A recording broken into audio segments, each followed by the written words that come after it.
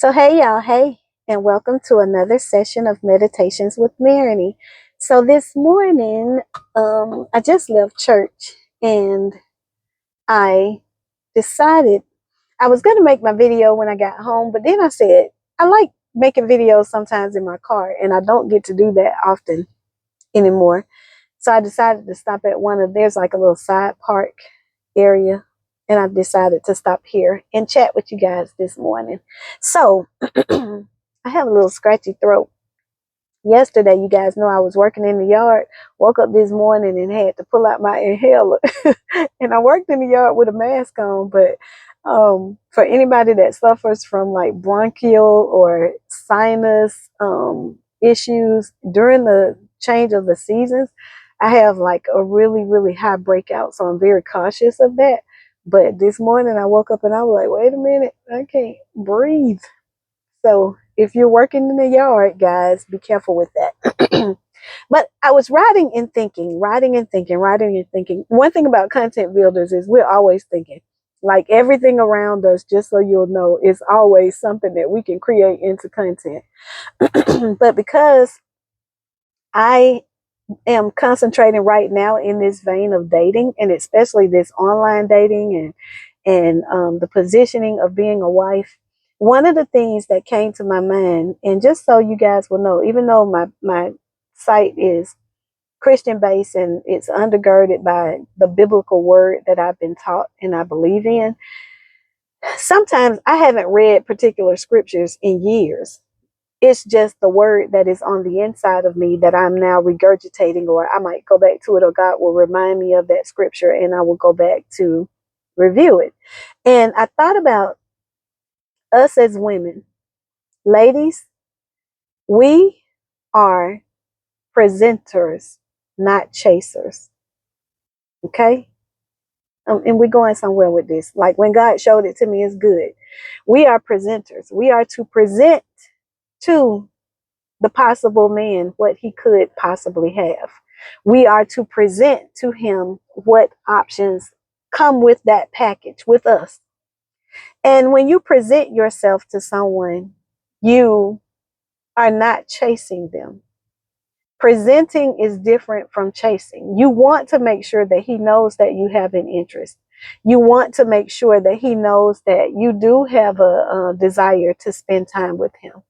But what you don't want to do is become a chaser, because it's his position to choose.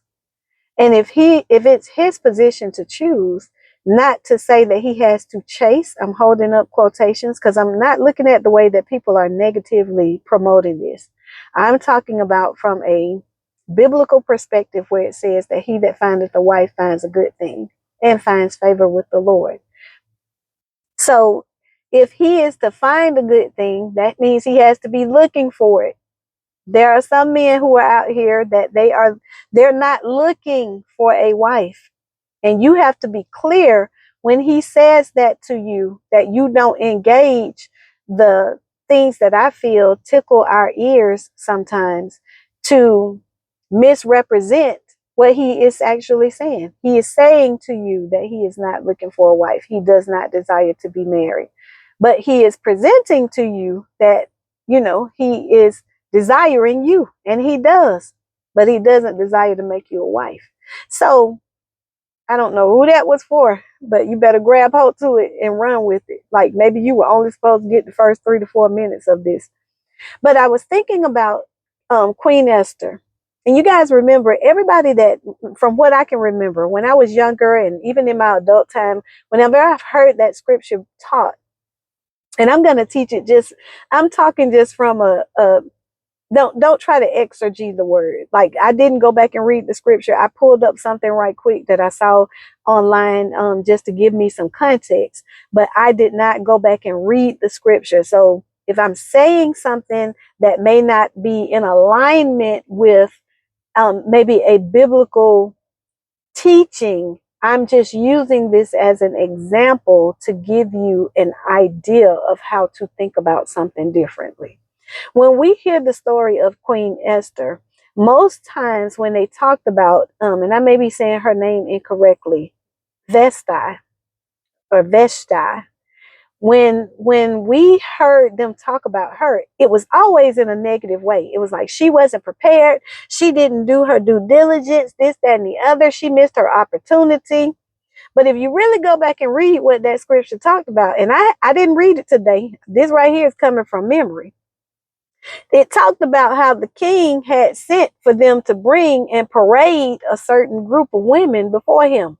And basically, Vesta was like, I'm not getting ready to go up there and do that. I don't care if he is the king. I'm not getting ready to come up there and parade myself around before him.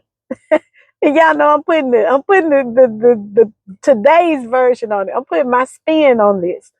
But I'm going somewhere with it.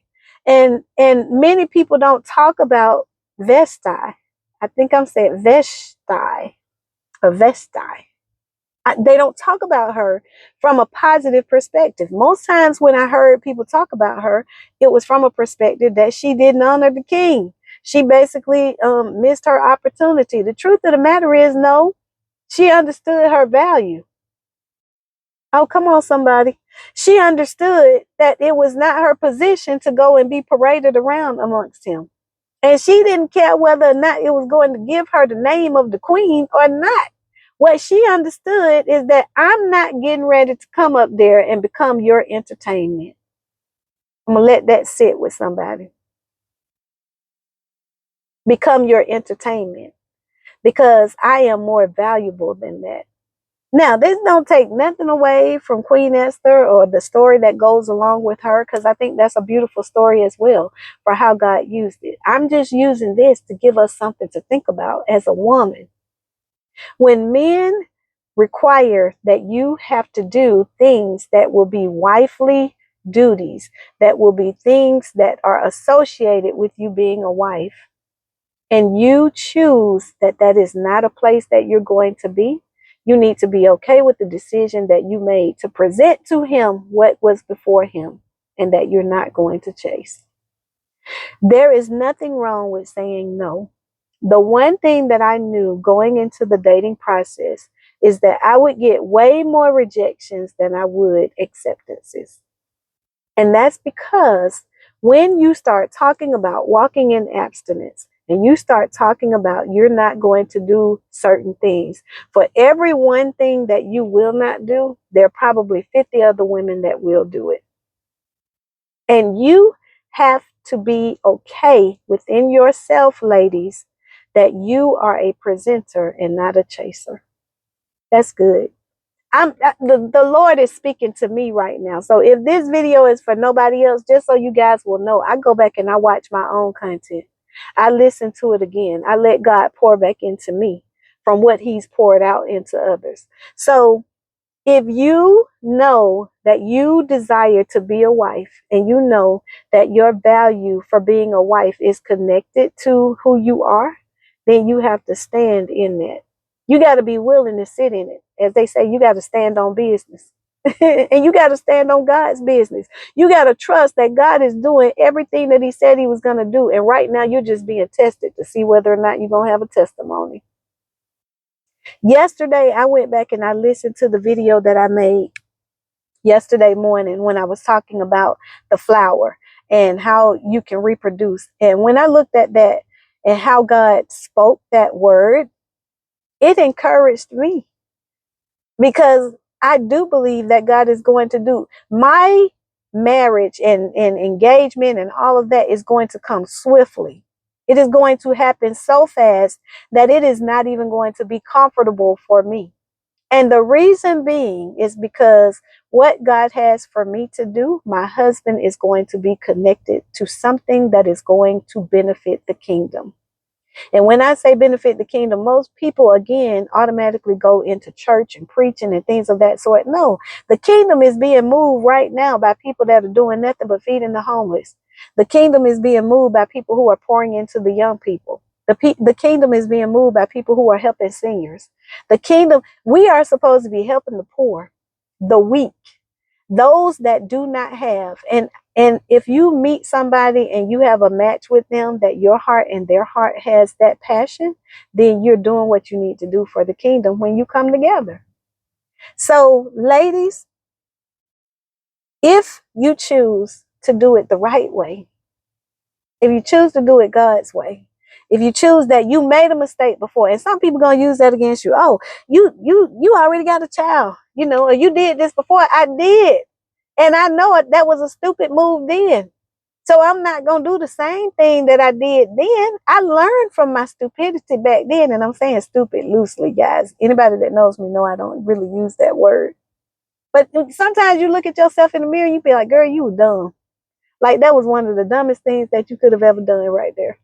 You know it. So for the age group of women that are watching my video and for my young babies, I mentor young women. And some of the things that I say to them, sometimes they laugh and they love me because I'm going to tell them the truth. They love the fact that I am going to support them as a young woman. Society is pushing our young women to promote themselves as a piece and or an object versus to present themselves as the woman of God that they are. And what I will say is that man was created. He's supposed to want you. He's supposed to want what you have. He's supposed to do that.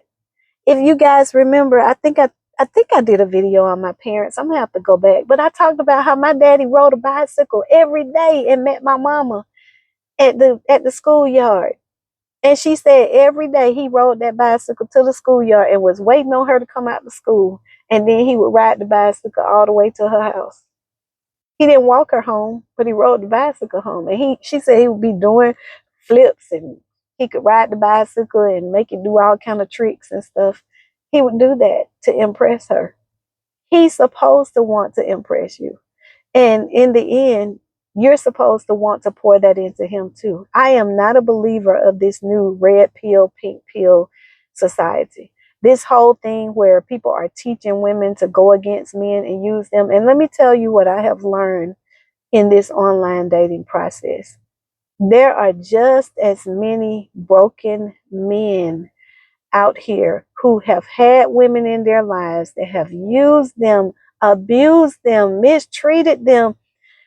Some of the stories that these men have told me, I'm just floored. My brain couldn't even think that way. I mean, now that they've told me, I could, but I just couldn't even imagine to go into something with a man. And I'm going to tell you what it's doing for women such as myself. And I do believe that there is a great pool of women who really are good women. They are like me. They are honorable. They are women who what their word means something to them. And they operate in that. They are not malicious. They are not looking for somebody to carry them on their back, but they're looking for a partner, or they desire a partner. I won't say looking for. They desire a partner that they can live out their last or the last portion of their days with in a good way. And those men have had to walk on eggshells with some of these women. Like, some of the stuff is just ruthless. I'm like, golly, that's like, I wouldn't even thought to do that. But the blessing in it is that then they get to meet somebody like me, and they get to see that there is another side. And I am encouraging them to meet more women and understand that, there are plenty good women out here, and we're not going to have to perform. All you got to do is present what God has put on the inside of you. So I don't know who this was for. And I'm just saying to you, ladies, continue to be who you are. My pastor preached this morning. Don't just live. No, don't just have life, but you got to live. Basically, he was talking about the scripture where it says, Jesus came that we might have life and have it more abundantly. And he was saying that God does not want us to just get up every morning going through the same thing over and over, living a life of mediocrity, just saying, oh, I'm just going to exist. No, you are to live. And that is how I'm embracing this dating process. I am enjoying every moment of it. Because once that moment is over, once the person that is for me is in my life and he decides to pull me off the market, that's going to be a wrap. And then I'm going to have that forever experience with him. And some people will say, oh, that's a lofty dream, or that's a fantasy. No, if you vet people properly, there are plenty of relationships that are out here that are viable. They are living great lives, and they are not doing it for societal promotion. They are doing it for the purpose of enjoying one another, and they are able to strategically say that no, when I was dating him, I did it this way. I did it that way when I was dating her. And I believe that it's their job to test us. Every man is supposed to. He needs to know that your loyalty is going to be there, especially if he's a man that travels or he has a job that requires him to do things that might be outside of the home or out of the state. I have a friend that her husband has to travel for his job, and she had a chance to retire a couple of years ago. And now the blessing is they get to go places, and all they got to do is buy one plane ticket. So sometimes when they're going somewhere, he has to be there for 2 or 3 days, and they'll go ahead and get the hotel for a couple of more days, keep that spot, and she'll go on out there with him. That's a miniature vacation for them. And they doing it together, lovingly, having a good time with life. And that is what God intended for us to have. So ladies, understand that you do not have to fold. You do not have to bend. You stand on who you are. And that's what my pastor was preaching about today. At the end, I went up to him. I rarely ever go up to him and say anything about his sermon. Sometimes I might send him a text and say that was good. But I went up to him today and I said, that was so for me. When he was talking about just be authentically you.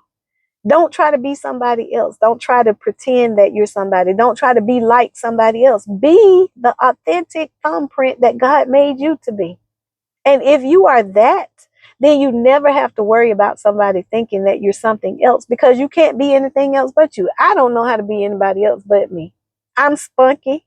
I got that little sassy mouth sometimes. Yes, I do. And sometimes, hey, my man probably gonna have to say, hey, little shouty, I need you to pull that back right now. You done went too far out there. Did I have to say, oh, okay. Oh, I did. That went too far, didn't it? Yeah, okay, well, all right, I'm gonna pull that back. I'm sorry. And you gotta be able to laugh with your person. Like anybody that's too stressful, some of these guys that I've met, they so heavy. I say, hey, if you that heavy every day, like you that heavy, and me and you don't even really know each other, I already know this ain't we gonna stay right here in this friendship mode. You can either delete my number, or you can decide that, hey, she gonna be a good friend, but that's about all that we gonna ever have. And it's okay. The rotation is fine, because the needle in the haystack is not going to be easy to find. It's not going to be easy for him to find you, and it's not going to be easy for you to present yourself to him, because he's going to be skeptical, and he may have some questionable reasoning behind why you are the way that you are. But you continue to be you, and you can be like this Vestai, and you can say, no, I'm not getting ready to parade myself in front of you. If that's what you're looking for, go on down the line. It's plenty of concubines that's out here that'll do exactly what you want them to do. So why you want to come over here and try to get me to do that? Do that you can go get 15 others to do it, and they would be happy to do it. I'm a mess. Y'all, you know. Some of y'all been with me for a minute. You rocking with me, and you know. But some of y'all that's new, don't let me scare you away. Stick with me. You're going to learn something. Stick with me. I'm going to teach you something. Well, I ain't going to say I'm going to teach you something. I'll say God will open up a door for you to learn something. That's all jokes aside. I don't ever want to sound arrogant or pompous, like I'm too good, which I am his. So I am good. I'm the apple of his eye. If I'm not the apple of nobody else's eye. All right, y'all. That was just to give y'all a tidbit about Esther. Maybe I'm going to go back and read that scripture. That might be what I'll go study tonight. And just read up on her. And Esther did a great job. There were some beautiful things that she did for the kingdom. She had to save the people. And God used her in the way that he needed to. But I want you to know that you don't have to sacrifice who you are. You are the presenter, not the chaser. So you let him chase. And give him something to chase. Like, we're supposed to be beautiful. We're supposed to be flirtatious. We're supposed to give them that aura. That's what drives them. I look so forward to that with my mate. Like, I look forward to the flirtery and the badger that goes along with that. So don't let that detour you from your natural place. And I'll be honest with you, ladies, it'll pull down your femininity even the more. When you're with him and you're able to be in your authentic self, you'll be able to flow just so much softer, so much easier. I see it in me happening in this online dating process. And I'm very honest with myself. I'm like, oh, wait, you way too, you too comfortable with this one. You too comfortable with that one. And this don't have nothing to do because there's no activities going on here. And that's the other thing. Y'all shut it down. You shut it down. You don't have to worry about no heartbreak because if he delete your number, you didn't lose nothing but your phone number. You didn't lose nothing but an opportunity to go to dinner. And, sometimes when we go to dinner, I offer to pay. So it ain't no thing where you got to feel like, okay, we're going in this parameter right here because this is what my wallet can afford. So I don't go anywhere with somebody that my wallet couldn't afford to pay for that as well. And that tells you something for the men. This y'all little tidbit for today. That tells you something about her. If she can only go to restaurants that she can tap into your pocket, what happens when y'all go to that same restaurant? You need her to tap into her pocket. So is she there just for your money, or is she there because she's there just for you?